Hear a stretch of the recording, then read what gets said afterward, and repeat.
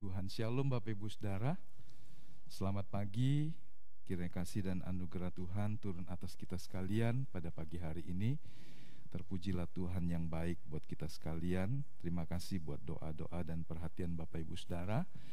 Dan kita semua ada di dalam pemeliharaan dan penyertaan Tuhan. Meskipun kita bisa mengalami keadaan-keadaan yang secara fisik, secara sosial, pekerjaan, hambatan-hambatan, tetapi Tuhan mengizinkan itu semua untuk melatih kita untuk tetap mengasihi Dia. Puji Tuhan. Pagi hari ini saya mau mengajak kita untuk membaca sebuah pesan dari Rasul Yakobus, satu dari 3 pemimpin utama di gereja Yerusalem pada waktu itu. Dia juga dikenal sebagai Sokoguru. Artinya Sokoguru jemaat berarti satu tokoh yang menopang atau menjadi teladan dalam kewenangan dan juga dalam kepemimpinan, jadi panutan. Dan seperti kita tahu, Yakobus adalah seorang saudara dari Yesus, meskipun berbeda. Bapaknya adalah Yusuf, ibunya adalah Maria. Dan kita tahu dia juga punya beberapa saudara yang lain. Yakobus menulis surat yang tidak terlalu panjang, meskipun beberapa peneliti menemukan bahwa surat itu sepertinya ada bagian yang hilang karena tidak ada penutupnya. Jadi bisa terjadi, kita bisa membayangkan di zaman dulu tidak punya kelengkapan seperti sekarang. Semua ditulis dalam gulungan kulit, gulungan kertas, juga kulit kayu dan semua media yang bisa ditulisi, dan kemudian untuk satu bagian digulung atau disimpan sehingga bisa saja kececeran. Tetapi di dalamnya toh berisi kebenaran-kebenaran yang sangat jelas. Salah satu instruksi Alkitab yang sangat tegas kita bisa dapati di dalam surat Yakobus tentang kehidupan kekristenan, sehingga kita mengenal kalau engkau punya iman yang hebat, yang karenanya engkau bangga, tapi engkau tidak punya perbuatan, maka imanmu pada hakikatnya mati. Jadi nggak ada guna. Dia juga menentang kemunafikan. Dia juga menentang sikap-sikap yang salah dalam berjemaat.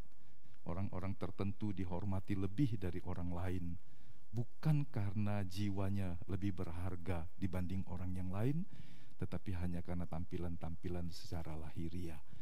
Dan Rasul Yakobus menentang hal-hal seperti itu. Jadi kita juga melihat pesan praktis firman Tuhan yang bisa diaplikasikan dalam hidup kita.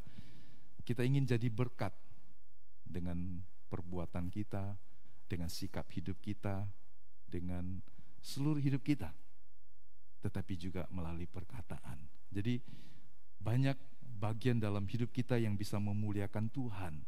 Kalau kita berpikir memuliakan Tuhan hanya dengan satu cara saja, maka itu sesuatu yang kurang. Kita bisa memuliakan Tuhan dengan seluruh hidup kita, dengan seluruh anggota tubuh kita, termasuk bibir lidah kita. Nah, mari kita melihatnya dalam 1 Yakobus pasal 1 ayat 19 sampai beberapa ayat yang dalam perikop saya adalah mendengar dan melakukan firman Tuhan. Mungkin agak berbeda dalam terjemahan LAI. Mari kita baca sama-sama. Hai saudara-saudara yang kukasihi, ingatlah hal ini.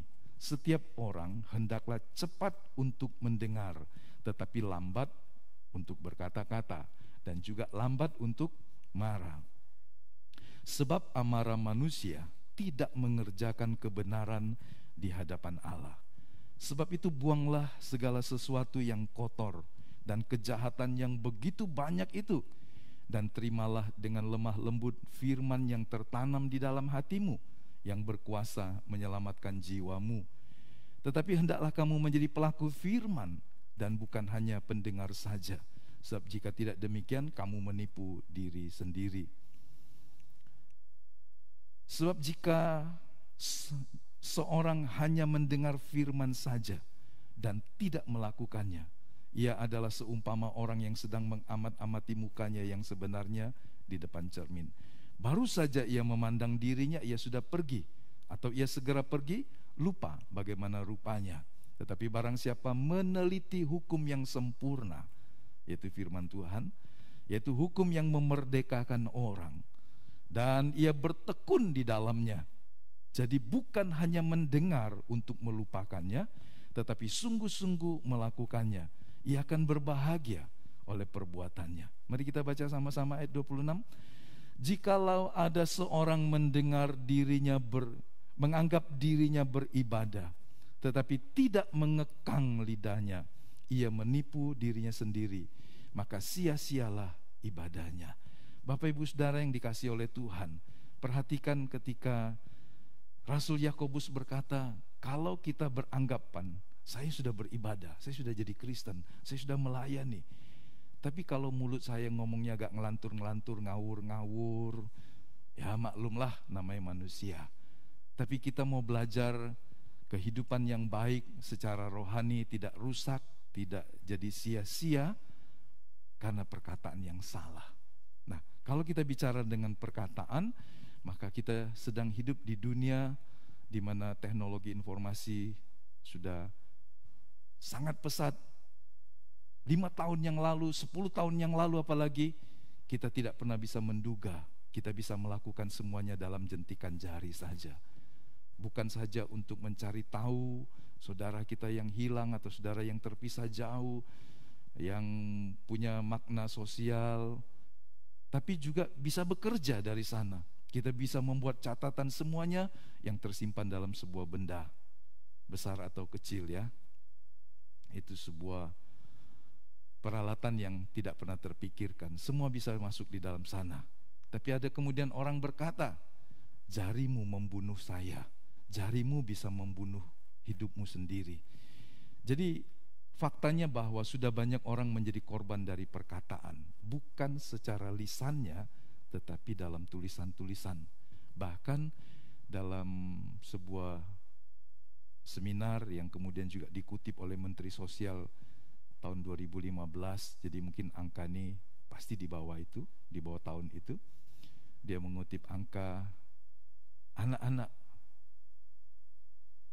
40% lebih bunuh diri. Anak-anak yang bunuh diri itu 40% lebih adalah karena cyberbullying. Saudara bisa bayangkan korbannya sangat banyak. Orang-orang yang mengalami penghinaan, tekanan, perundungan ya. Bahkan juga tidak sedikit rumah tangga, bisnis yang kemudian dirugikan karena ada hoax, berita bohong. Jadi orang bisa hancur reputasinya karena berita bohong. Klarifikasi mungkin dilakukan, tapi semuanya sudah kemudian punya stigma atau anggapan yang buruk tentang pribadi, keluarga, atau usaha orang itu. Jadi maksud saya stop, cukup. Kita tidak boleh lagi menjadi orang yang karena tindakan kita, perkataan-perkataan kita secara teks, secara verbal mungkin kita tidak ngomong, tapi secara teks, tangan kita, jari kita tidak terkendali sebagai seorang Kristen yang takut akan Tuhan. Sudah cukup untuk kita tidak menyalahgunakan kasih karunia dalam hidup kita. Jangan bikin hal-hal yang menimbulkan kerugian orang lain, karena itu juga akan berdampak buat kita sendiri. Saya mengutip dari seorang psikolog yang dalam sebuah seminar berkata begini, bullying memiliki dampak jangka panjang yang sangat berbahaya terhadap korbannya. Bukan hanya terjadi di sekolah, namun bullying dapat terjadi dalam dunia kerja. Prinsipnya selama di dalam sebuah lingkungan terdapat sebuah relasi, pergaulan, maka terdapat peluang munculnya masalah bullying ya. Sebuah perundungan, ini datanya, sebanyak 40% anak-anak di Indonesia meninggal bunuh diri akibat tidak kuat terhadap bullying. Saudara bisa bayangkan, angka ini kan pasti tidak ngawur. Berani memunculkan ini dan kemudian juga dikutip oleh Kementerian Sosial, di mana 38,41% mengaku pernah menjadi pelaku tindakan perundungan cyber, sedangkan 45,35% mengaku pernah menjadi korban. Jadi Ini yang ngaku. Kalau yang tidak mengaku, yang hanya diam saja, maka itu angka bisa jadi lebih besar. Dan biasanya memiliki kekhasan di setiap usia maupun pada jenis kelamin tertentu. Biasanya semakin rentan orang itu juga dimungkinkan karena usianya, karena wawasannya, dan seterusnya. Jadi tiap orang bisa berbeda-beda. Beberapa orang menjadikan itu hanya sebagai sebuah humor, tidak melukai dia, tidak menghancurkan dia. Tapi sepotong kalimat yang sama untuk orang tertentu dengan latar belakang tertentu mematahkan semangat hidupnya. Jadi hati-hati, kadang-kadang saudara mengeluarkan sederet kata, bagi orang lain itu hiburan, tapi bagi orang lain lagi itu jadi sebuah bencana besar dalam hidupnya, dalam rumah tangganya. Jadi jangan sembarangan. Ya. Seorang yang berkata begini, kalau kita sudah dewasa dalam karakter, maka ejekan bisa jadi sebuah humoran, mengejek diri sendiri. Ya, ini semacam sebuah otokritik.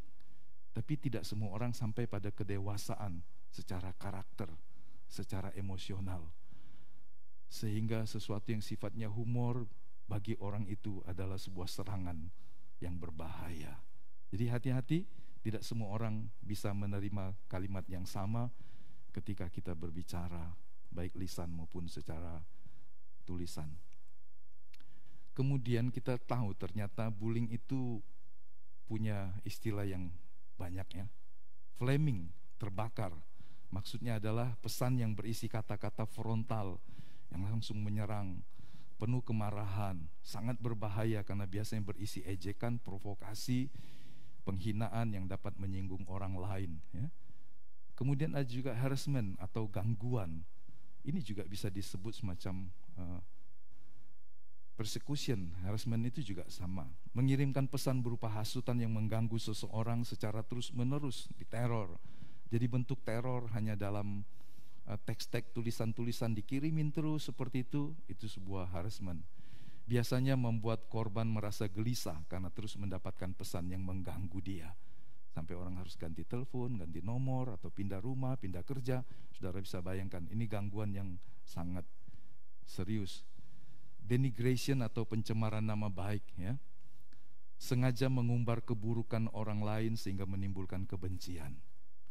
Manusia tidak ada yang sempurna, tapi kalau itu dimunculkan secara sengaja, secara masif, tentu ini akan mempengaruhi pandangan orang dan itu pasti menjadi beban. Dapat merusak nama baik seorang, terlebih kalau beritanya dibiarkan beredar tidak sesuai dengan faktanya. Jadi jangan langsung forward kalau Anda dapat sesuatu, cek uji kepada pengirimnya, Anda tanya benar enggak itu. Kalau Anda mau waktu dikit lagi Anda cek faktanya dari Kementerian Kominfo ya. Ada banyak situs yang bisa menjadi referensi berita itu benar enggak. Kalau hanya separuh benar, separuh salah disebut misinformasi dan sebagainya. Tapi banyak juga hanya sangat bohong saja, termasuk dalam kesehatan ya. Dalam hal-hal yang kita pikir baik kelihatannya, tapi ternyata itu juga sesuatu yang sifatnya tidak sepenuhnya benar, tidak sesuai fakta. Cyberstalking, ini terjemahannya dalam cyberbullying disebut penguntitan, pembuntutan dunia maya. Jadi orang sepertinya dipantau, dimata-matai terus, dan ini sangat mengganggu dan menimbulkan ketakutan kepada korban. Kalau Anda bilang teroris kita harus lawan, tapi kita lupa kadang-kadang kita meneror orang, ya kan? Dengan hal-hal yang kita lakukan. Jadi hati-hati. Kemudian impersonation, ini peniruan, ini juga sesuatu yang termasuk cyberbullying, berpura-pura menjadi orang lain yang digunakan untuk hal-hal yang negatif, seperti mengejek orang lain, mengumbar kebencian, mengirimkan pesan-pesan yang tidak baik. Jadi ini, atau juga outing dan trickery. Ini istilah yang outing itu sepertinya beda ya, tapi dalam dunia cyberbullying ini berarti menyebarkan rahasia orang lain. Apa perlunya? membuka sesuatu yang tidak ada gunanya, ya kan? Hanya merusak. Anda harus mengujinya. Kalau saya cerita ini bahaya enggak? Ya kan? Trickery, tipu daya, tindakan memaksakan orang lain untuk memberi sebuah rahasia yang sebetulnya bukan pihaknya. Jadi bahasa sederhananya, orang yang semakin mau tahu urusan orang lain di luar bidangnya, itu akan mendorong dia untuk melakukan hal-hal yang menyimpang. Sudahlah, apa yang Anda tidak tahu dan tidak perlu tahu, Anda bisa lupakan saja.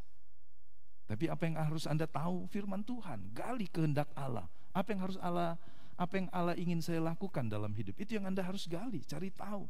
Kalau urusan rumah tangga orang lain, urusan usaha orang lain, yang lain-lain Anda yang tidak perlu tahu, untuk apa Anda menghabiskan waktu? Ya. Hal-hal seperti ini seringkali telah sirna dalam kehidupan termasuk orang Kristen. Tapi kita tahu bahwa hal-hal ini termasuk penyalahgunaan apa yang Tuhan berikan dalam hidup kita dalam kemajuan zaman sekarang. Nah, mari kita kembali kepada catatan pesan dari Rasul Yakobus. Apa yang harus kita lakukan agar kita kata-kata kita, verbal, tulisan, karena di zaman Yakobus pasti belum ada dunia informasi yang begitu canggih, sehingga lebih banyak kepada kata-kata langsung atau juga tulisan-tulisan yang pasti tidak setajam dan tidak sevulgar zaman sekarang. Jadi jangan sampai apa yang kita lakukan justru menimbulkan masalah, tapi kita ingin perkataan kita menjadi berkat. Prinsip ini harus jadi pedoman. Kita ucapkan sama-sama, saudara. 1, 2, 3. Sekali lagi. Nah, yang banyak terjadi dan menimbulkan masalah adalah jika kita bicara sebelum mendengar. Kita sudah ngomong sebelum mendengar. Ya. Ayat 19 tadi, saudara-saudara yang kukasihi, ingatlah hal ini. Setiap orang hendaklah cepat untuk mendengar, dan tetapi lambat untuk berkata-kata.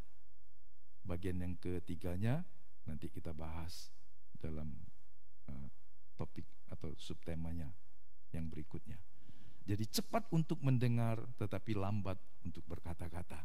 Orang selalu berkata kita dikasih Tuhan 2 telinga dan 1 mulut. Bayangkan kalau Tuhan bikin manusia 2 mulut dan 1 telinga. Dunia ini pasti 3 kali lipat lebih kacau dari sekarang. Betul ya? 1 mulut 2 telinga saja, banyak orang tidak menggunakan telinganya untuk mendengar.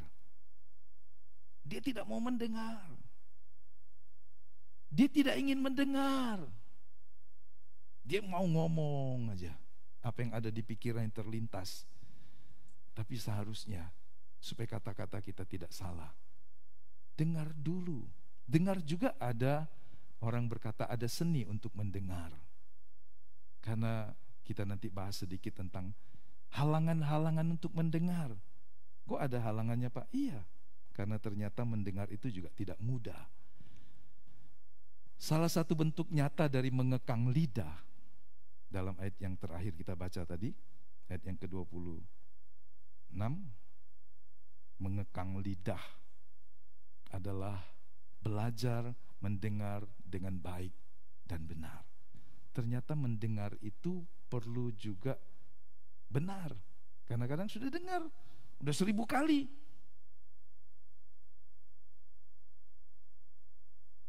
Kita pikir sudah 1000 kali, udah bosan mendengarnya. Tapi apakah kita melakukan apa yang kita dengar? Apakah kita paham dengan apa yang kita dengar?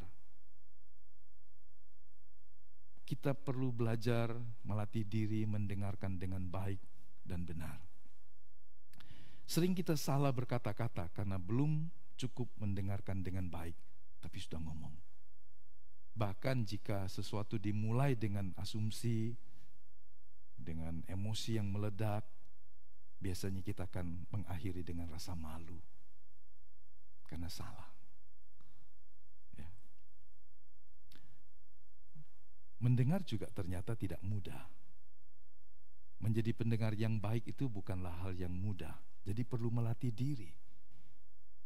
Kalau kita berkata saya fitness, latihan jasmani, fisik, seminggu 2-3 kali, 5 kali, baik. Tapi Anda juga perlu melatih diri dalam hal mendengar. Karena ternyata meskipun diberikan Tuhan 2 telinga, banyak orang tidak menggunakan telinganya dengan benar, dengan baik. Apa halangannya?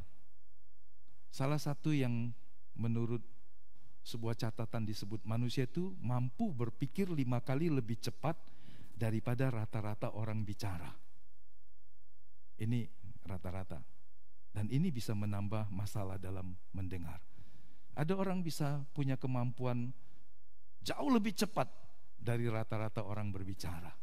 Jadi sebelum orang itu selesai, baru 1-2 kata, dia sudah berkata, stop, akulah tahu maksudnya.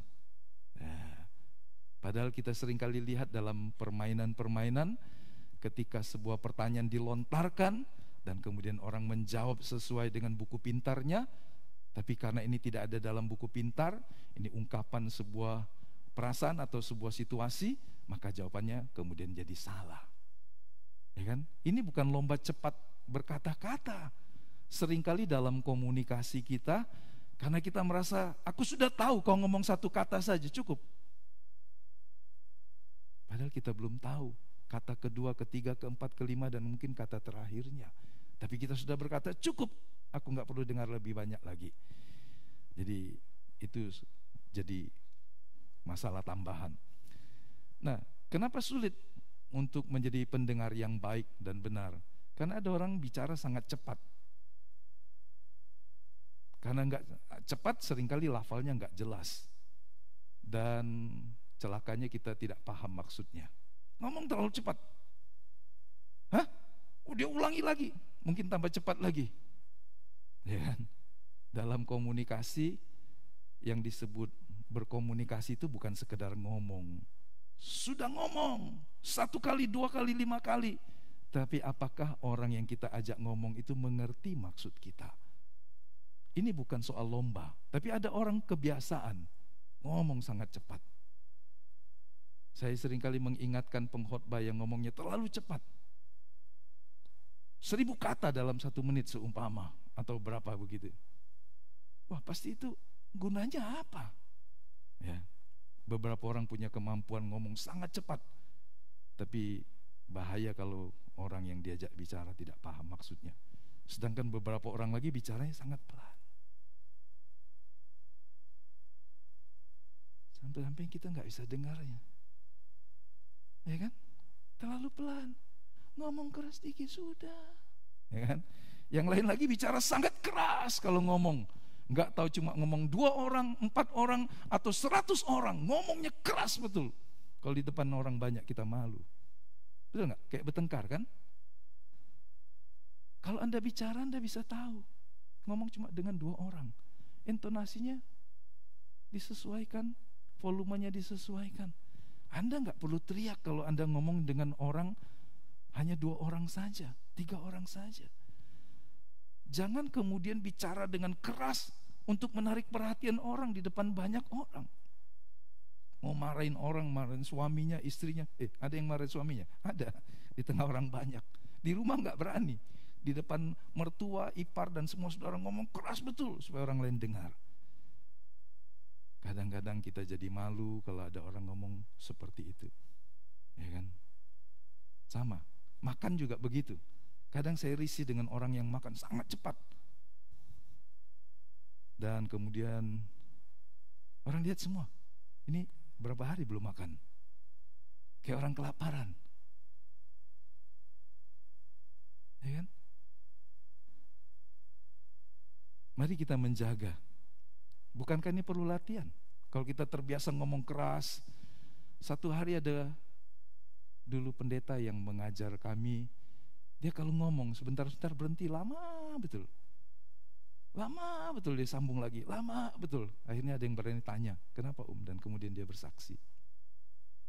Dia tinggal di daerah Halim Perdana Kusuma. Itu sebelum ada Bandara Cengkareng Soekarno-Hatta. Jadi kenapa dia berhenti banyak kalau khotbah, kalau bicara? Karena waktu dia baru ngomong, pesawat lewat, dia berhenti. Karena lebih keras suara pesawat. Sesudah pesawat landing atau take off, dia baru ngomong lagi. Jadi puluhan tahun membuat dia terpola. Kalau ngomong sepotong dan 2 potong, 3 potong, berhenti lama betul. Padahal gak ada pesawat yang lewat, gak ada yang turun, gak ada yang naik.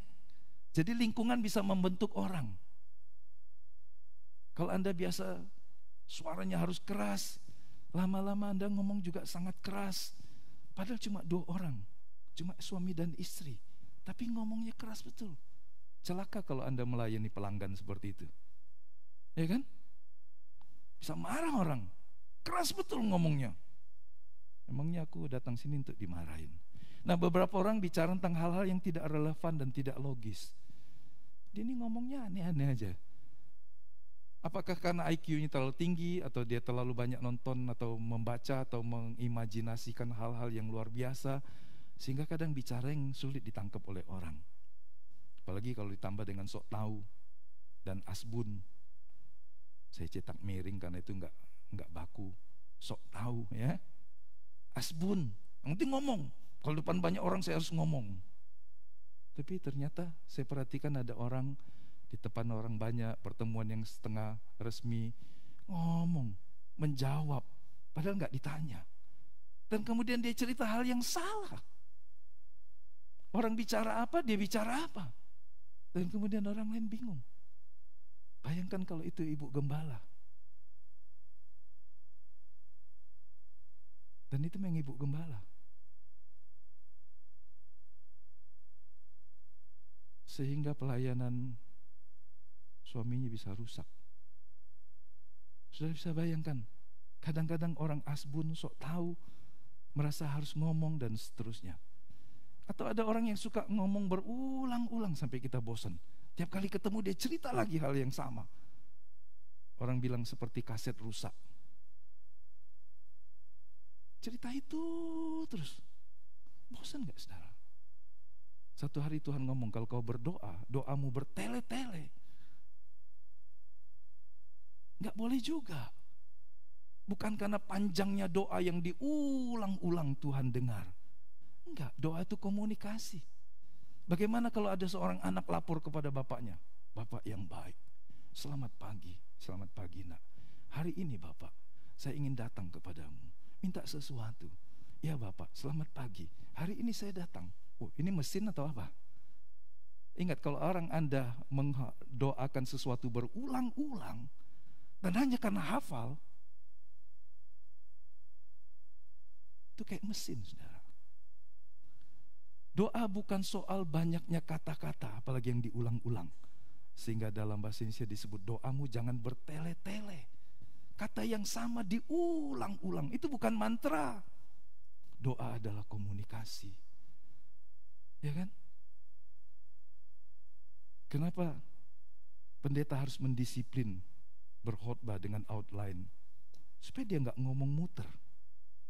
Karena ada pendeta yang ngomong sesuatu yang memberitakan satu ayat, satu perikop, tapi kemudian cerita kemana-mana dan gak bisa jalan pulangnya lagi di mana dia mulai. Saking dalamnya dia menggali, saking luasnya dia menyeberang laut, benua, gunung, dia tersesat sendiri. Memulai dan mengakhirinya berbeda. Jemaat tinggal bingung aja. Cerita apa ini? Saudara, saya mendorong setiap gembala, pendeta untuk mengajar, jangan bertele-tele. Saya termasuk panjang khotbah, tapi saya tidak ingin bertele-tele, saudara. Karena materinya memang banyak. Jadi kalau kita ngomong ulang-ulang ketemu orang, ternyata Tuhan juga bosan, saudara. Ya, belajar kalau doa syafaat jangan panjang semua diceritain. Doa makan panjang semua. Doa makan, orang sudah nunggu semua. Masak sudah lama, belum amin juga. Dia doa penginjilan, dia doa misi, dia orang yang dipenjara, dia doa bencana alam, dia doa Indonesia, doa pemilihan presiden, doa semuanya. Orang bilang kita mau makan. Apakah rohani jika kita berdoa di tengah banyak orang, di pesta, di kumpulan, kita doa panjang lebar? Ya kan? Pasti enggak baik. Orang akhirnya ya. Jadi bicara yang jangan sampai kita seperti kaset rusak. Kalau ketemu orang cerita yang baru, jangan ulangi lagi cerita lamamu. Karena orang sudah dengar. Kecuali dia bilang, kau pernah cerita ya? Cerita lagi dong. Nah, baru kita bilang, seri berapa yang kau belum dengar? Ya kan? Jilid berapa yang kau belum dengar? Atau lupa, aku mau ulangi lagi. Jadi kadang kita punya masalah hidup, terus cerita. Ya. Artinya kita jangan jadi orang yang mengulang-ulang semuanya dan bisa membuat orang bosan. Tapi kalau Anda sedang bicara dengan orang seperti ini, Anda nggak bilang bosan aku stop, enggak. Makanya perlu melatih supaya kita bisa jadi pendengar yang baik. Beberapa orang tidak serius dengan kata-kata mereka sendiri, ya kan? Rata. Ada juga yang tidak tahu kapan berhenti kalau sudah bicara. Nah, ini pendeta nih. Kalau sudah khotbah, lupa berhenti. Dan berhenti di mana nggak tahu lagi. Kalau orang sudah mulai ngomong, tanya, Pak, menurut pendapatmu gimana di Komsel? Itu hati-hati saudara. Komsel membuat kita harusnya berani ngomong, mau ngomong. Tapi batasin, karena ada orang lain juga mungkin mau bicara. Ingat, kita Komsel berapa jam? 1 jam. Ada 20 orang, nah bagilah di situ. Jangan kita bilang, pokoknya aku lagi mau ngomong nih, jangan hentikan saya.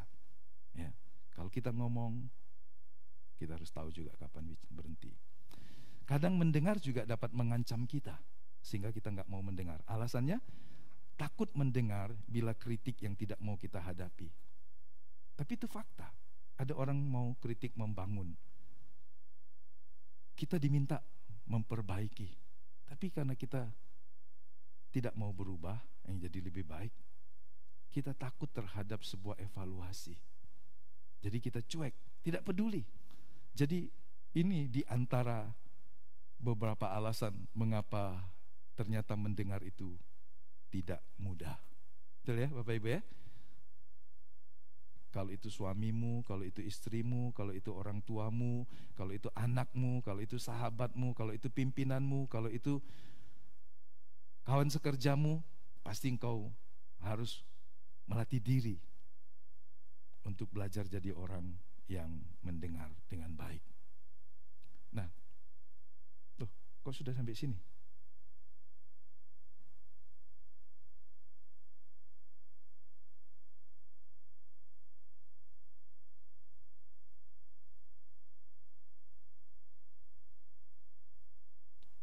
Betul ya?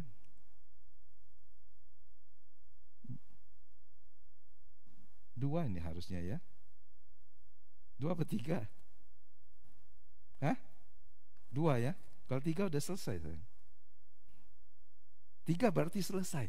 Dulu saya 4, 5 kadang. Ya, Anda anggap aja 2 ya.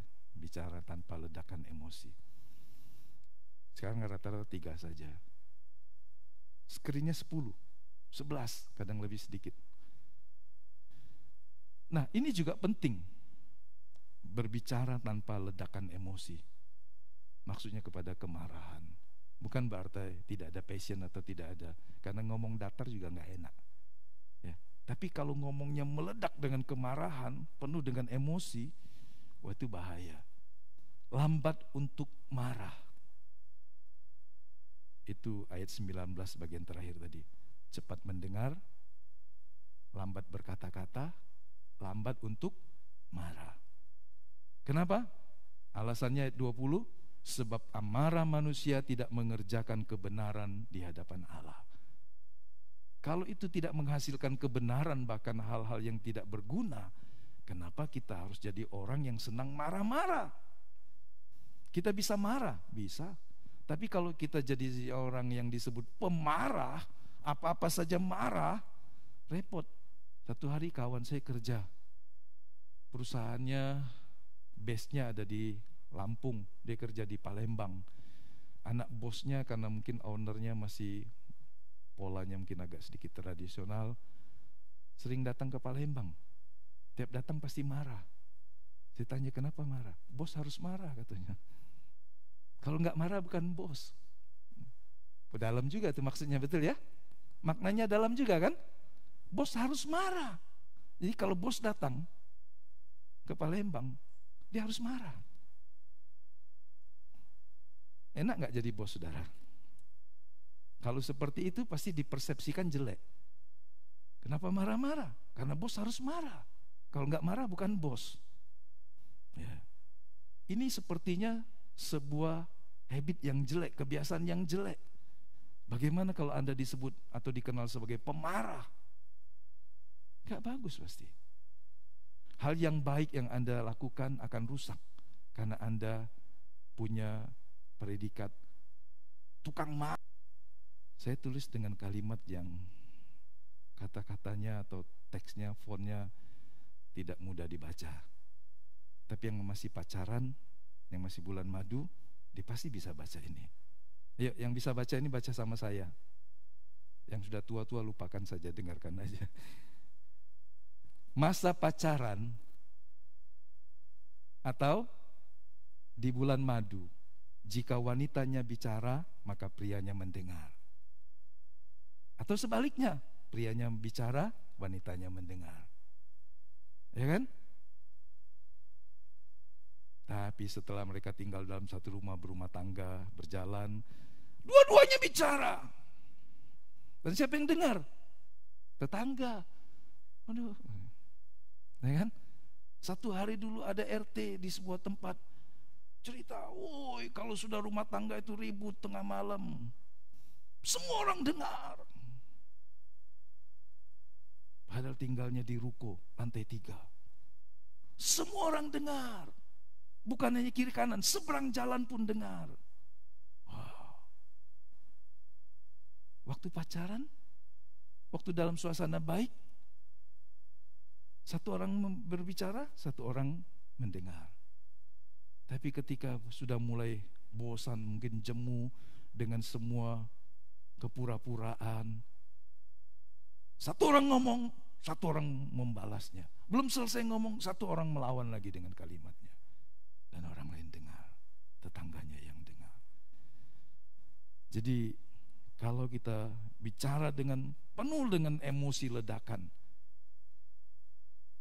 jangan kita meneruskannya. Stop, tahan. Kalau belum jelas semuanya, belajar menahan diri, ya. Emosi seringkali membuat kita tidak bisa berpikir dengan jernih, sebab kemarahan seringkali membuat kita salah dalam berkata-kata dan mengambil keputusan. Keputusan dalam kemarahan pasti tidak terevaluasi dengan baik. Hasilnya cuma penyesalan. Pasti menyesal. Anda akan temui itu di balik jeruji besi. Anda akan temui itu di rumah sakit. Anda akan temui itu satu hari di pengadilan tahta Tuhan. Betapa mengerikan kalau orang berkata-kata dalam kemarahan dan membuat keputusan dalam kemarahan. Pasti rusak. Perkataan memang tidak berwujud cuma seperti uap angin, tapi sekali diucapkan, perkataan itu bisa saja menusuk dan melukai hati orang yang mendengarnya. Ya kan?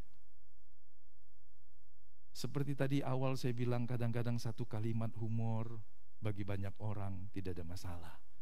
Tapi untuk orang tertentu itu bisa melukai dia dan berkepanjangan.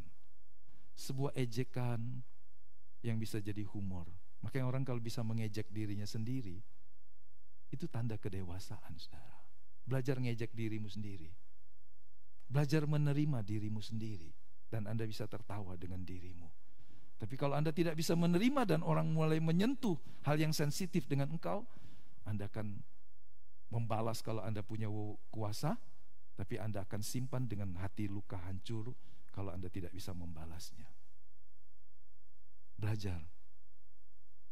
Kalau kita harus jaga. Tapi ketika kita dalam posisi menerima seperti itu, belajar untuk menerimanya. Kalau istri ngomong, kalau anak ngomong, kalau bawahannya ngomong, orang cenderung tidak mau mendengarnya. Ya. Tapi kita belajar untuk bisa mendengar. Karena kalau kita ngomong sembarangan karena kita merasa punya wewenang, maka itu bisa menusuk dan melukai orang yang mendengarnya. Kita bisa berkata maaf ya, saya salah ngomong, ya kan? Satu hari ada pendeta marah sekali dalam sebuah rapat, kemudian dia minta maaf. Tapi orang sudah terlanjur melihat, wah, sangat emosional. Apa gunanya, saudara? Mari belajar menguasai diri, khususnya dalam hal perkataan, agar tidak menyakiti perasaan orang lain. Dalam sebuah debat yang ilmiah, yang akademik, Anda bisa ngomong banyak hal, tapi itu hanya habis di sana. Tapi toh itu juga bukan sebuah wadah untuk kita keluarkan semua isi hati umpat. Ngomong tegas dengan ngomong kasar, apa bedanya Bapak Ibu? Ada? Saya ngomong pelan ya, tidak ngantuk ya. Atau saya harus turun ke bawah. Ngomong kasar dengan ngomong tegas, apa bedanya?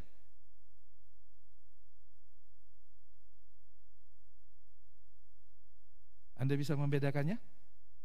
Tegas dan kasar. Ya. Jadi belajar untuk kalau kita ngomong, bedakan tegas dan kasar. Tegas itu berarti jelas instruksinya. Kalimatnya tegas, lafalnya tegas, perintahnya tegas. Tapi enggak kasar. Sesuatu yang dibicarakan, disampaikan dengan tegas, tidak harus kasar. Oke ya. Nah ini baru 3 asli ya. Berbicara dengan tuntunan firman. Bagaimana supaya perkataan kita tidak jadi bumerang menimbulkan masalah baru? Berbicara sesuai dengan tuntunan firman. Kok bisa? Iya. Karena ayat 21 berkata begini, sebab itu buanglah segala sesuatu yang kotor dan kejahatan yang begitu banyak, dan terimalah dengan lemah lembut firman yang tertanam di dalam hatimu, yang berkuasa menyelamatkan jiwamu. Pelan-pelan kita lihatnya ya, kekotoran. Ini maksudnya apa? Tidak terbatas pada hal-hal yang sensualitas, yang moral, tetapi termasuk segala sesuatu yang menajiskan jiwa. Jadi kemarahan yang meledak, emosi yang tidak terkendali dalam berkata-kata, ini semacam kenakalan yang berlebihan. Kalau ngejek orang tajam betul, seumpama begitu, sampai orang rasanya malu. Meluapnya kejahatan mental. Ini semacam sisa-sisa dari kebejatan dosa, manusia dosa kita. Ada orang yang memang punya kemampuan bicara, ngomongnya selalu tajam. Nah, dia harus mengekang lidahnya, kata Alkitab. Ya kan? Kata Yunani dari kekotoran ini, seperti juga dalam surat Petrus, dikaitkan dengan terutama dosa-dosa yang berakar pada murka dan kemarahan. Jadi hal-hal yang menajiskan manusia bisa dari hal-hal yang sifatnya moralitas, hal-hal yang hawa nafsu seksual. Tapi ini juga bisa bicara tentang kekotoran dari amarah yang meluap karena emosi yang tidak mau dikendalikan. Jadi itu juga jahat ternyata. Sama jahatnya dengan dosa seksual. Begitu, lebih sederhana ya. Jadi kalau Anda membiasakan diri ngomong semaumu, waktu marah ditumpahkan semuanya sampai gak ada sisa, kalau perlu ambil yang baru lagi tumpahin semuanya, ternyata itu sama jahatnya dengan dosa seksual. Jadi kalau orang berkata, wah berzina dia, dosanya najis, bikin dia najis. Tapi ketika Anda meluapkan amarah, ini juga dosanya sama, saudara. Ya, jadi hati-hati. Dosa yang berakar pada murka dan kemarahan sama jahatnya dengan hal-hal yang berakar dengan hal-hal yang sensual atau hawa nafsu. Tertanam, dicangkokkan.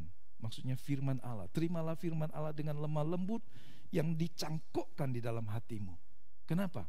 Karena firman yang dicangkokkan dalam hati kita, dia punya kuasa untuk mengubah hidup kita. Amin. Karenanya betapa pentingnya kita mengerti, merenungkan dan melakukan firman Tuhan.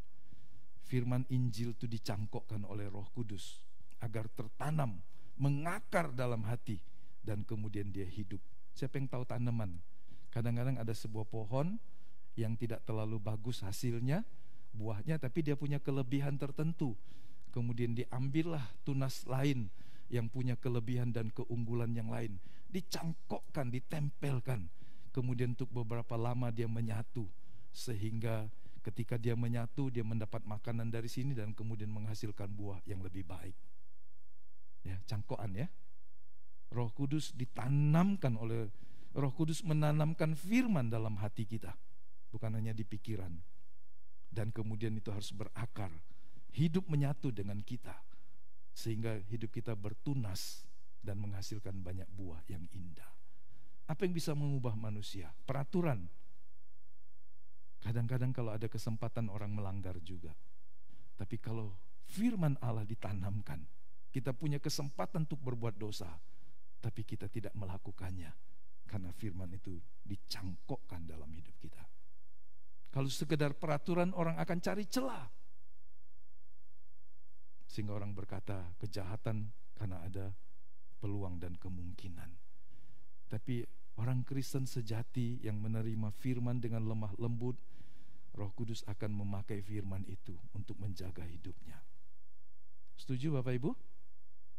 Kalau kita punya peluang untuk berbuat dosa setiap hari dengan amarah, dengan perilaku kita, tapi Roh Kudus yang ada di dalam kita menggunakan firman untuk mencegah kita, sehingga firman itu bisa menguduskan hidup kita dengan cara mencegahnya juga. Jadi pengudusan itu terjadi karena pengampunan, pembenaran, tapi juga pencegahan supaya kita tidak jatuh dalam dosa. Firman kebenaran sebagai instrumen yang melahirkan kehidupan baru yang lebih baik. Jadi Tuhan punya cara satu-satunya mengubah manusia, merubah hatinya dan kemudian menanamkan firman dalam hidupnya. Tanpa manusia menerima firman dan menyatu dengan firman dalam hidupnya, selama apapun dia ke gereja, selama apapun dia jadi Kristen, dia tidak akan menghasilkan buah yang menyenangkan Tuhan. Anda gak bisa lepas dari firman Tuhan. Karenanya mencintai firman itu adalah sebuah gairah yang menumbuhkan iman kita. Kalau Anda ke gereja cari apa? Kalau hanya sekedar sebuah ritual agamawi, keliru. Anda harus mencari sebuah yang lebih hakiki lagi. Apa yang didapat? Kalau Anda baca Alkitab, belajar untuk menemukan apa yang ada di dalamnya. Jangan cuma bilang bosan sudah baca 10 kali. Enggak, baca dan temukan firman kebenaran yang mengubah hidup kita. Mazmur pasal 141 ayat 3 berkata begini, awasilah mulutku ya Tuhan, berjagalah pada pintu bibirku. Siapa yang bicara ini? Ini Mazmur Daud. Ini raja, punya wewenang dengan perkataannya, punya kuasa dengan jarinya, punya kuasa dengan senjatanya. Dia berkata, awasilah mulutku ya Tuhan, berjagalah pada pintu bibirku, supaya jangan keceplosan dan kemudian mengakibatkan kematian orang, mengakibatkan kehancuran hidup orang. Raja Daud mengerti bahwa menjaga mulut bukanlah sebuah perkara yang mudah. Pernahkah kita berkata, Tuhan, awasilah saya, jagai mulut saya Tuhan. Siapa yang pernah berdoa seperti itu? Belum pernah. Karena kita berkata, itu urusan kecil Pak, gak usah libatkan Tuhan. Ya kan? Kadang kita cuma minta Tuhan jagai rumah kita, jagai anak-anak kita kalau di luar kota, jagai toko kita, jagai semua usaha kita, jagai harta kita, properti kita. Tapi kita sering lupa, Tuhan jagai mulut saya, supaya kita tidak berdosa. Tanggung jawabnya sangat berat. Daud berkata itu tidak mudah, sehingga dia minta Tuhan terlibat, menolong dia. Apa dia kurang pintar jaga diri? Dia ingin Tuhan menolong dia. Pahami bahwa apa yang diucapkan oleh mulut berasal dari hati kita. Banyak orang berkata begini, itu cuma mulutku Pak yang jahat Pak. Anda yakin nggak, saudara? Kita yakin kalau itu dalam konteks sehari-hari orang ngomong sebagai sebuah kebiasaan. Tapi kalau Anda baca Alkitab beda. Apa yang keluar dari mulutmu berasal dari hatimu. Anda nggak bisa berdalih, mulutku saja yang jahat, hatiku baik kok. Kalau hatimu baik, mulutmu akan berkata yang baik. Amin. Kalau hatimu penuh belas kasihan, mulutmu tidak akan menghakimi dan menganiaya orang. Kalau hatimu penuh dengan kemurahan hati, kelemah lembutan, pengampunan, mulutmu tidak akan mengucapkan hal-hal yang membuat orang hancur. Jadi pahami yang diucapkan mulut berasal dari hati. Nggak ada di keluar gitu ya, tapi dari hati meluap. Mari kita baca Matius pasal 15 ayat 18 dan 19. Ketika Tuhan ditanya tentang makanannya, wah, nggak cuci tangan lah di zaman itu, najis, bla bla bla. Tuhan bilang yang bikin najis manusia itu bukan sesuatu yang dari luar, tapi yang dari dalam yang meluap di hati. Mari kita baca sama-sama ayat 18 dan 19. Tetapi apa yang keluar dari mulut berasal dari hati, dan itulah yang menajiskan orang. Karena dari hati timbul segala pikiran jahat, pembunuhan, perzinahan, percabulan, pencurian, sumpah palsu, dan hujat. Ayat 20, itulah yang menajiskan orang. Tapi makan dengan tangan yang tidak dibasuh tidak menajiskan orang, cuma bikin kuman masuk aja. Tapi tidak mendatangkan dosa yang berbahaya di hadapan Tuhan. Loh, Tuhan bilang kita nggak usah cuci tangan kalau makan. Bukan, jangan salah ngerti. Maksudnya ketika mereka mempersoalkan secara agamawi tindakan-tindakan yang hanya wilayah kesehatan, Tuhan bilang bukan itu masalahnya. Tuhan tuh membedakan, saudara. Ini cuma tentang makanan. Kalau kau nggak bersih, kau sakit. Tapi ini nggak bicara tentang dosa. Yang bikin najis itu bukan makanan yang tidak bersih. Yang bikin najis itu lebih kepada apa yang keluar dari hatimu, dari pikiranmu, angan-anganmu, cita-citamu, keluar dalam tindakan, dalam perkataan. Itu yang bisa bikin najis kita. Jadi jangan lagi ngomong, ya, sebagai seorang Kristen, cuma mulutku saja yang jahat ya, hatiku baik. Belajar mendisiplin diri, karena hatiku sudah dilahirkan baru. Dicangkokkan firman Allah ke dalamnya, saya harus bicara yang baik. Setuju Bapak Ibu? Yang paham katakan amin. Jangan lagi ada orang Kristen jemaat di tempat ini kalau ngomong dia berkata, cuma mulutku saja yang jahat, hatiku baik loh. Tapi belajar kita berkata kepada diri kita, hati saya sudah dibasuh dengan darah yang kudus. Firman Allah dicangkokkan sehingga dari mulut saya juga harus keluar hal-hal yang baik. Karenanya difilter. Kadang-kadang kita berpikir yang salah, yang jahat, yang tidak baik, tapi filter, disaring. Sebab itu agar dapat menjaga mulut kita, kita harus selalu diperbaharui dan disucikan oleh Roh Kudus dan firman Allah. Amin. Mari kita berdiri.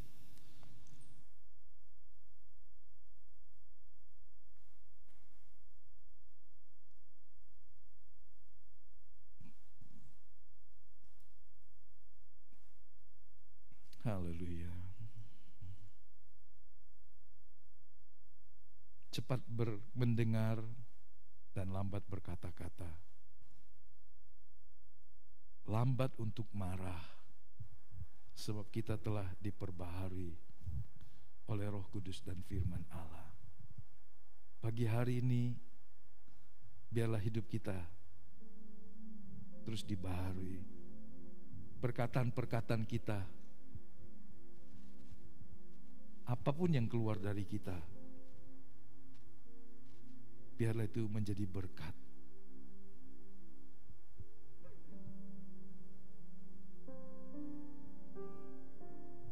Firman Tuhan penuh dengan anjuran dan nasihat. Sampai-sampai dia berkata,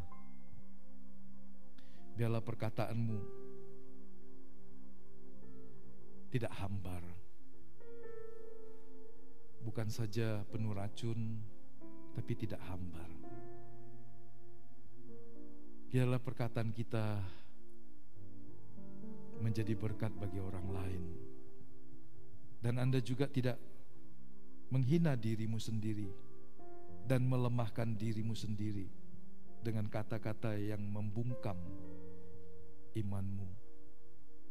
Tapi biarlah engkau juga memperkatakan firman Allah untuk jiwamu. Satu hari pemazmur berkata kepada jiwanya, di tengah kelelahan, kepenatan, ketakutan, kecemasan, dia berkata, hai jiwaku, berharaplah kepada Tuhan. Hai jiwaku, mengapa engkau tertekan di dalam diriku? Saudara, Anda dapat menghibur dan menguatkan jiwamu, hatimu dengan perkataan-perkataan firman. Jangan biarkan situasi menghancurkan hidupmu. Jangan izinkan perkataan orang menghancurkan hatimu, sukacitamu dan damai sejahteramu. Pagi hari ini maukah Anda berkata seperti pemazmur berkata kepada jiwanya, hai jiwaku, mengapa engkau tertekan dalam batinku? Pujilah Tuhan, berharaplah kepada Tuhan. Jadilah bahagia di dalam Tuhan, karena engkau telah dikasihinya.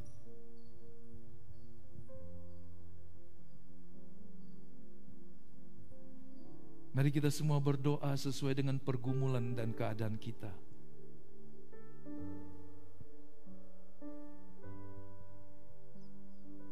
Kita semua belum sempurna. Kita banyak membuat kekeliruan, tapi belajar untuk mengubah dan membaharuinya. Kita juga harus belajar melepaskan pengampunan untuk setiap kata-kata tajam yang penuh dengan bisa yang mematikan, sehingga membuat imanmu, semangatmu, harapan hidupmu menjadi sirna. Jangan biarkan perkataan orang menghancurkan hidup dan masa depanmu. Jangan izinkan olok-olok dan hinaan membuat engkau lemah dan melakukan hal-hal yang tidak berguna. Hiduplah berdasarkan perkataan-perkataan firman Allah, bukan oleh karena perkataan-perkataan jahat, perkataan-perkataan salah dari orang lain kepada dirimu. Termasuk jika ada suami, istri menyerang dan menanamkan benih jahat dalam hati dan pikiranmu melalui telinga. Pagi hari ini kau berkata, aku mau melepaskan setiap pengampunan dan meminta Allah membersihkan semua, sehingga tidak ada noda-noda kemarahan.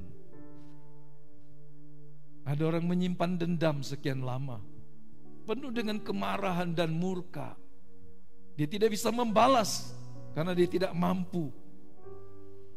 Tapi pagi hari ini kau harus melepaskan pengampunan itu, supaya tidak ada sisa-sisa kejahatan karena kemarahan yang terpendam, karena kesakitan yang terpendam. Pagi hari ini setiap kita datang kepada Tuhan,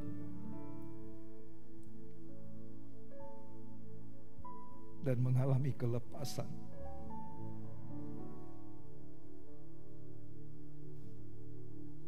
Tuhan, Engkau lihat setiap kami pagi hari.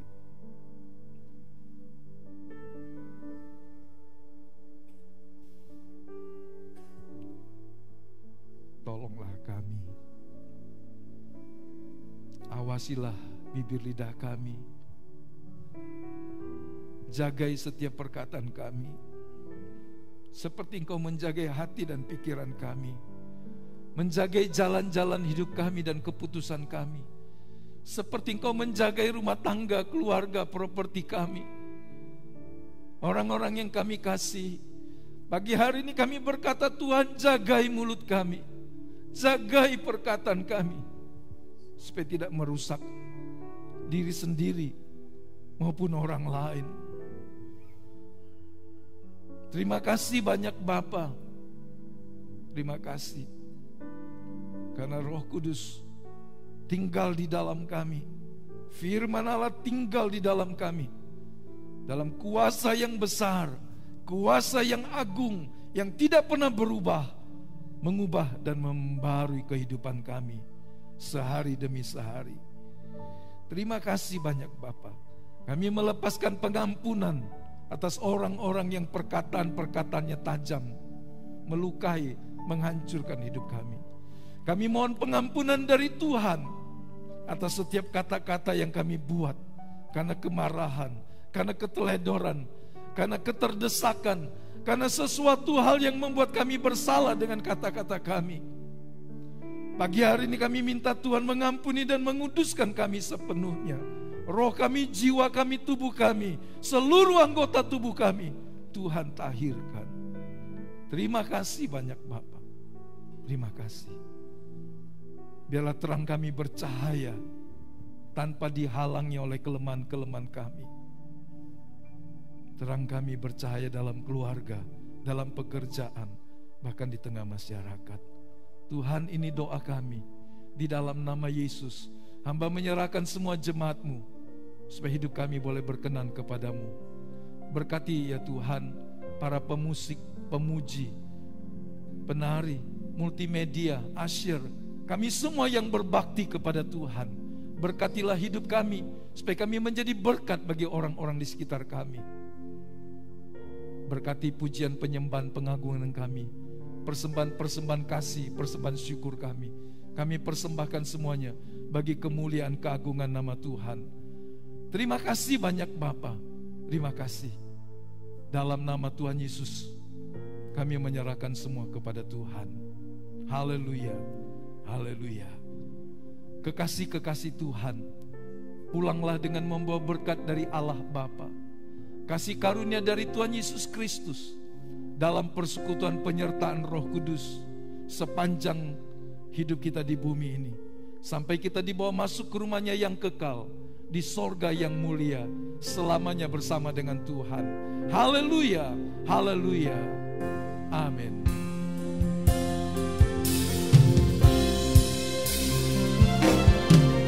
Besar anugerah-Mu,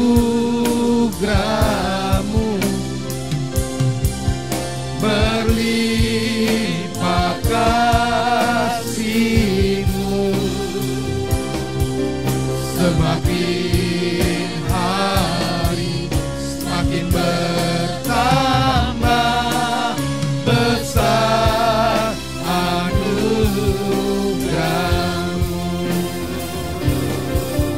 besar anugerah-Mu,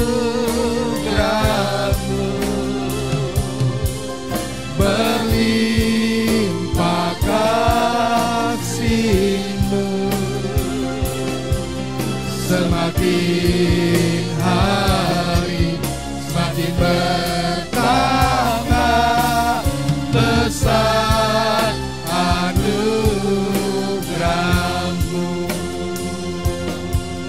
semakin